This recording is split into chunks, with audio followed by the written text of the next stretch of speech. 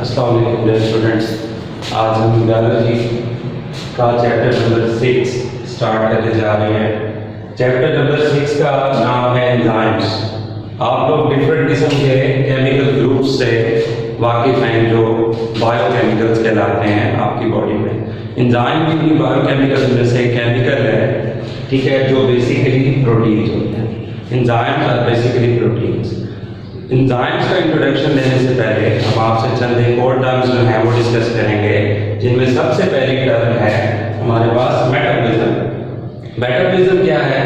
ये biochemical reaction, आपकी body में जितने भी केमिकल रिएक्शंस हो रहे हैं, जितने भी केमिकल लाइक डाइजेशन है, रेस्पिरेशन है, और प्लांट्स के अंदर फोटोसिंथेसिस है, और इवन के आपके अंदर ब्रीथिंग है, और जो जो भी केमिकल प्रोसेस आपकी बॉडी में हो रहे हैं, उन कंप्लीट केमिकल प्रोसेस का जो एक सेट बन जाता है, ठीक है। जैसे कि यहाँ पे मैंने लिखा है metabolism is a set of biochemical reactions that occurring in living organism in order to maintain life। जिंदगी को मेंटेन करने के लिए आप लोग जिंदा हैं, उस जिंदगी को मेंटेन करने के लिए आपकी बॉडी में बहुत से केमिकल प्रोसेस चल रहे हैं। वो केमिकल प्रोसेस जो हैं, जो आपकी बॉडी को मेंटेन रखे हुए हैं, आपकी ग्रोथ को, आपकी बॉडी के अंदर डिफरेंट किस्म के फंक्शंस को, ये सब क्या कहलाते हैं?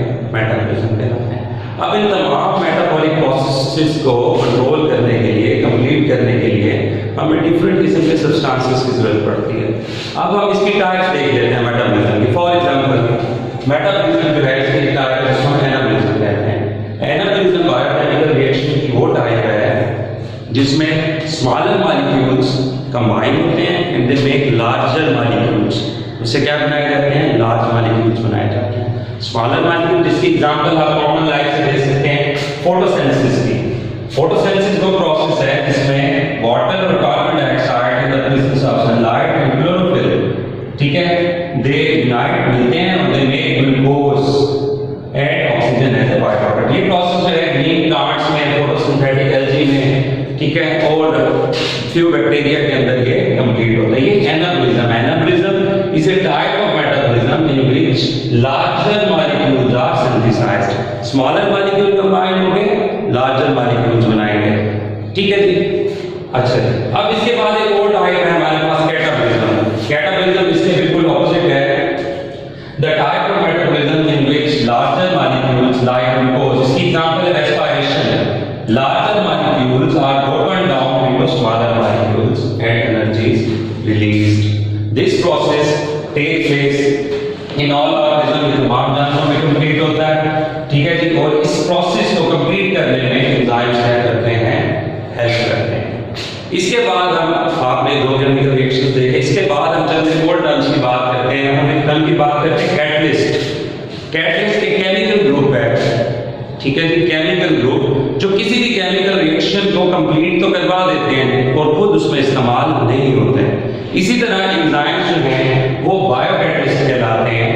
ये किसी भी केमिकल रिएक्शन को जो हमारी बॉडी में हो रहा है कंप्लीट करवाते हैं और खुद उस केमिकल रिएक्शन में इस्तेमाल नहीं होते। That's why enzymes are called biocatalyst, ठीक है जी।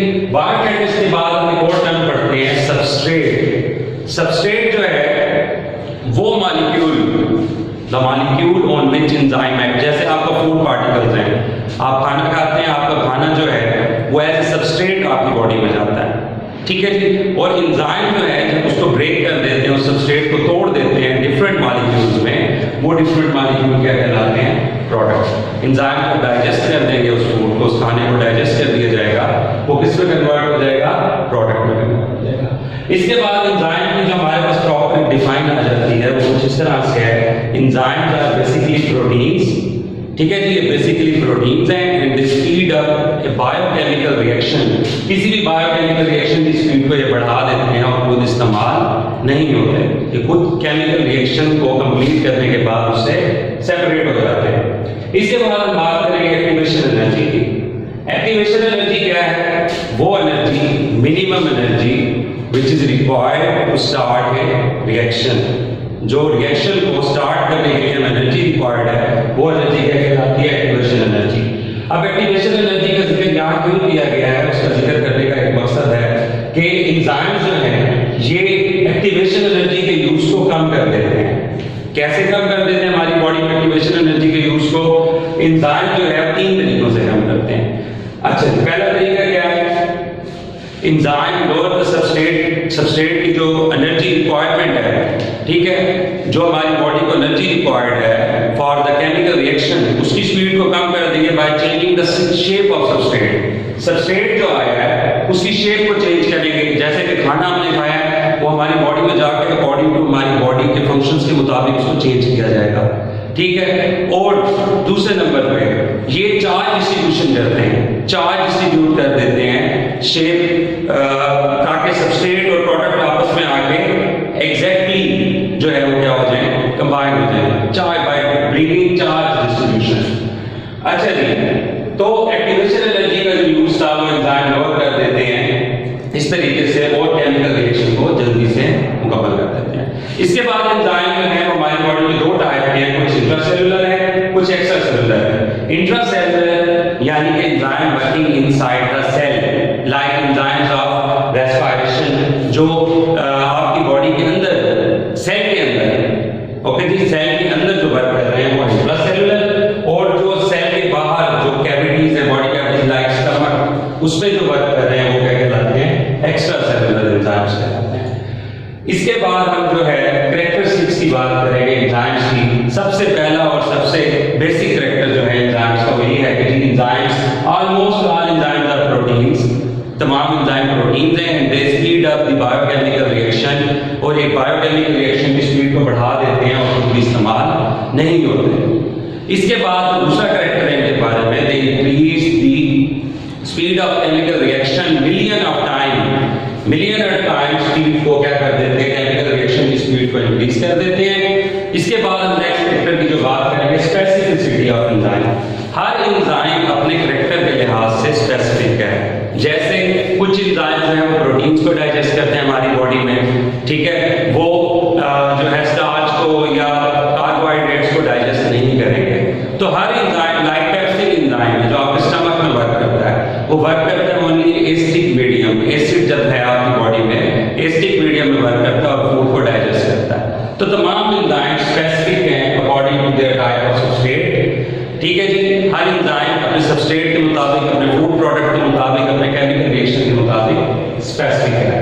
नेक्स्ट टाइम हम पढ़ेंगे एक्टिव साइट, ठीक है। ऑलमोस्ट ऑल एंजाइम्स जो है, तमाम एंजाइम्स का जो पार्ट केमिकल रिएक्शन में हिस्सा लेते हैं, the part of enzyme taking help in catalysis, जो कैटालिटिक रीजन कहलाता है वो एक्टिव साइट कहलाता है।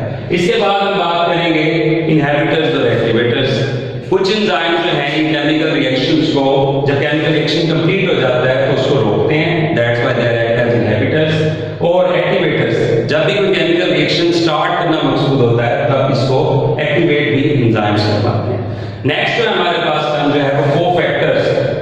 कुछ एंजाइम्स हैं वो तो अपना काम मुकम्मल तौर पर खुद ही इंडिपेंडेंट होते हैं, वो कंप्लीट कर लेते हैं, लेकिन कुछ एंजाइम्स को अपना काम कंप्लीट करने के लिए नॉन प्रोटीन पार्ट चाहिए होता है। आइदर वो नॉन प्रोटीन पार्ट ऑर्गेनिक भी हो सकता है, इनऑर्गेनिक भी हो सकता है, उसको हम नाम देते हैं कोफैक्टर का।